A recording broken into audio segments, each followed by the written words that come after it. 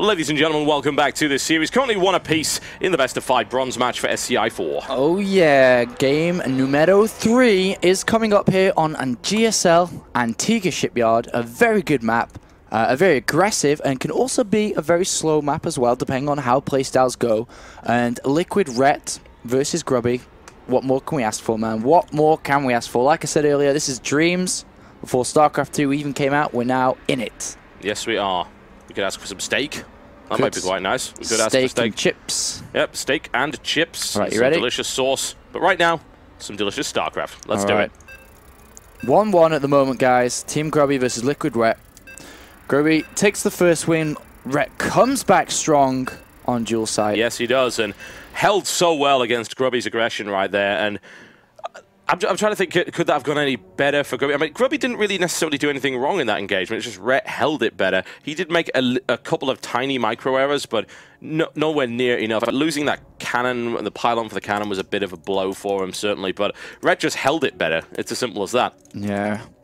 Ret's not afraid to lose drones, man. Even though he's at 70, he loses 20, doesn't care. Yeah, well, that's the thing, actually. He's willing to lose drones because he knows he can replenish them. It's as simple as that. And here we go, folks. I bring you Liquid Ret. He is in the blue trunks playing Zerg to the west of this particular map versus his opponent. It is Team Grubby's Grubby. He is in the green trunks, and he is playing Protoss to the east. And I think Grubby is going to probably keep up the trend of Forge Fast Expand. Simply because the way that Ret plays, you might as well just Forge Fast Expand yourself, because there's not really much of a threat of Ret doing anything early aggressive towards you. Yeah. And so we do see Grubby coming down and will be piloning towards the front, and I always prefer the wall-offs at the front because that means you can have a bit of extra space behind that pylon so you can build some double stargates or tech up or gateways or anything, rather than kind of compacting your base much further back from here, and I do prefer that. The wall-off is usually going to be involved with the pylon, of course, to extend it. But yeah, it's good. It's good. It is indeed good. It does the job, certainly. Forge Fast Expand is a very popular build at the moment, and it's something you may wish to try, although I would suggest you don't do it against Terran. That doesn't tend to work out so well. No. I had someone actually do that to me once. Or versus Protoss. Yeah, versus Protoss is an awful idea as well. Basically, anything that's got a lot of ranged units is a bad idea. It doesn't work out so well for you. And here comes the pull right here from Liquid Ret. Of course, he cannot possibly risk going hatch first on this map. It's not an option.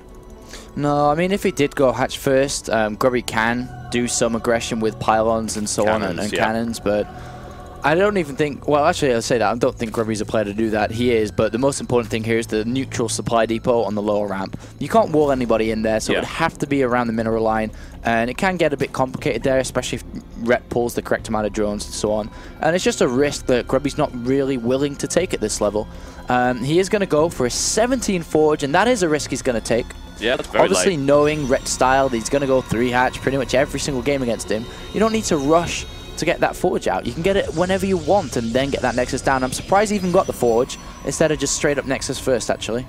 Yeah, perhaps, as you said, it's a risk that he doesn't want to take at this level. And I do like the fact that Grubby even uses his time efficiently here. He mines 5 minerals from that natural and then is going to go back after creating that. And has, funnily enough, forced Ret to actually expand here as opposed to expanding into his natural, because it's been such a pain with that probe.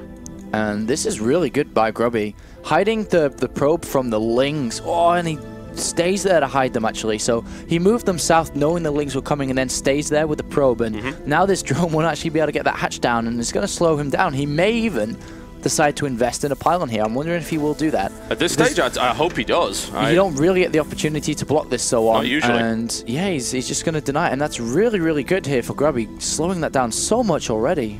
And here comes one link, and the pylon, of course, does come down to follow that one up. Yeah, that's really good, that is. Especially because you know 4 Lings are already out on the map. Lings had to be made as well to get rid of this. So very good start here by Grubby. Yep. Meanwhile, he's taking his gases. He had to build a pylon in between the gateway and pylon here to actually wall off from Lings that came before the pylon had finished, because that Forge was rather late there. But he did wall in and it was absolutely fine. So really good start by Grubby, even though at the 5-minute mark, these small, really small details matter a lot. Well, the last thing Ret wanted was to be delayed on this expansion. He didn't want to expand here first, if possible. Zerg never wants to do that, and this is why. The Queen is having this very slow hobble all the way over there. He's missed Inject. He's got a build-up of energy on that Queen that You could, of course, use it for a creep tumor, but it's inefficient, it's wasteful, and you don't want your hatchery to be that far away. And then he gets that denied for the longest time, and he must be hating Grubby right now. Dutch pride, Dutch love. Yeah, Dutch love. I don't think there's going to be any Dutch love between these two right now. Grubby's a nice guy, Rhett's a nice guy. Yeah, they're both nice guys. They just want to kill each other. That's just how pro StarCraft is. And we do not see +1 attack beam research from the Forge, so it could have been a bit delayed, or we may see a Stargate, or actually for a fast twilight cancel again. Interesting. But this may be for DTs, or just...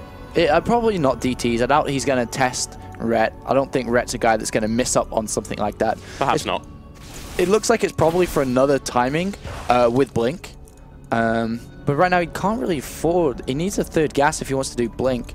He doesn't quite have the money yet unless he's going to cut production completely. Yeah, he's actually only mining from 2 from here as well, which I have to wonder is either an error or deliberate. If it's deliberate, then, as you said, Blink does seem a little more unlikely. And there we go, now he's put 3 in, so it's definitely a mistake there. Yeah, that kind of hurt a little bit because he couldn't get Blink straight away. Yep.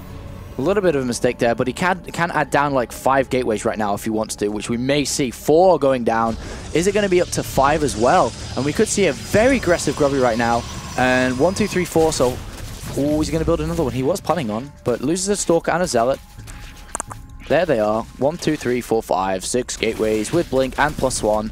And the pylon has been constructed, but Warp Gate not quite done. So the pylon is going to go down, but the probe survives, so he can rebuild another pylon. But the Overlord here, smartly placed by Rhett on this right-hand side, is going to see the probe build the pylon. So he must know what's going on. He also has an Overlord on the natural. Spawning both the gases have not been taken. Rhett must not gamble and build more drones right now. He's going to go up to 68. And we saw what happened to Nighten when Grubby got into this position. I mean, we saw what happened to Stefano when Renatin got into this position. Yeah, Nighten was able to explode. Yeah. There's been so many great players in this tournament that just sort of start to merge together like some gigantic Archon. So, whatever the case, yeah, you're right. If Rhett continues to build drones at this point, he's going to be in a horrible spot to defend what's coming at him. And that's going to be very, very dangerous indeed. The pylon's going to go down, though. Well, he does have a second one, which is obviously great, but this is not working out so well. No. Rhett's been very active on denying everything right now, and Grubby's going to sack both of these pylons. He's going to have to rebuild another one in the center. He's supply blocked right now. He's not even building another pylon. This is getting slowed down so much, and it doesn't even matter that 57 drones are out, and that's a little bit too many to defend this. Is that this has been delayed by so much. And he's had the time to build more roaches. He's even started his roach speed. He's getting lings on the way as well. Grubby supply block, so he misses at least 1 round of warp-ins, as well as, not to mention, the probes as well. He's backing up a ton of money right here. And I know this is exactly what happened to Rhett yesterday when Grubby played against him on the same map. This is exactly how Rhett lost, and he's not going to lose the same here again. No, he's not. It just doesn't make the same mistake twice. It's not going to happen. And here we go. Grubby getting in with his engagement, but is, of course, forced to engage on creep. Not ideal at all, and allows the roaches to come in. The roach speed is not kicked in yet. So from behind. This is going to be so painful. Hello. Yeah, so would you like a hug? It says Rhett, and Grubby says, no, I'm not into that kind of thing. Oh, he can't even blink on a high ground right now. Oh, it's brutal. That is so well held by... Look at the supply difference. At this stage of the game, it's ridiculous. Grubby's at 65, Rhett's at 128. Not working so well for the Grubster this game. No, it is not. Rhett is shutting him down really hard here. It's not going to... The same build, the same strat is not going to work twice on Liquid Rhett here from Grubby, unfortunately. And Grubby has to go to plan B now, which usually involves trying to, I don't know, maybe Dark Shrine or try to take a third, but Rhett already has a Ling on that third base, and the stream of units, this is why this map can be so aggressive. Oh no. The tap has been open, the keg is flowing, and unfortunately Grubby's not going to be there to enjoy the delicious juice, I can tell you that for a fact. Jumping out of there as quickly as possible. No sentries, so he can actually just walk in. Oh god, this could be GG right here potentially, and the roaches walk in one by one. Hurrah, hurrah. Down goes your wall, and this is looking likely to be a loss once again for Grubby. Yeah, this is definitely a loss now. There's absolutely no comeback here. Only has gateway units, does have blink, but lings and more roaches are streaming in. GG, and Grubby is not even going to try and fight that. And no, I think he realizes that everything that could have really gone wrong for Grubby after the first few minutes, and it was just a strong start for Grubby in the first 5 minutes. Everything after that went wrong. Everything. Well, he thought by slowing him down, maybe he could hit this timing, but Rhett was so active on scouting, making sure that there was no you can't get away with that down. stuff. Yeah, you cannot get away with that stuff against Rhett. He's so aware, scouting all the time, and he also plays the Zerg race in the way that you should, which is you play it reactionary, but in order to react, you need to know what's going on. Rhett always knows what's going on. Rhett knows. Rhett knows he does. Rudolph the Rhett-nosed reindeer. It's as simple as that. We're going to be back with the next game in the series, which could see Rhett sweep through 3-1, and that will lead us to the grand finals, which everyone, I believe, is looking forward to. Stefano v Thorzane in a straight-up best-of-7. Don't go anywhere.